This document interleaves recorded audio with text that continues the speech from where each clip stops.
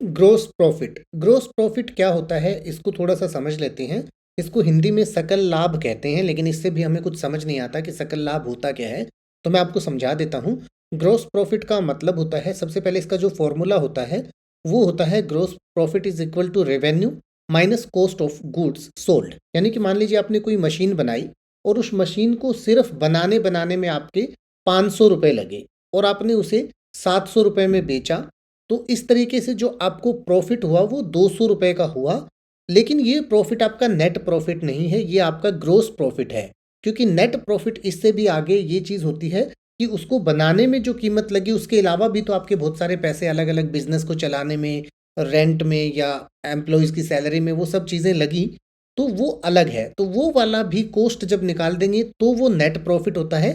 लेकिन सिर्फ चीज़ को बनाने की जो कॉस्ट है वो आप बिक्री मूल्य में से निकाल देते हैं तो आपका ग्रोस प्रॉफिट आता है।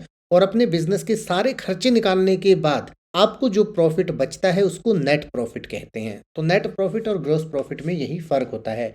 अपनी इंग्लिश को बेहतर करने के लिए ऐसी ही हजारों वीडियोस आप चैनल के होम पेज पर जाकर देख सकते हैं और आने वाली ऐसी ही वीडियोस की नोटिफिकेशन सबसे पहले पाने के लिए चैनल को सब्सक्राइब करें और बेल आइकन को प्रेस करें।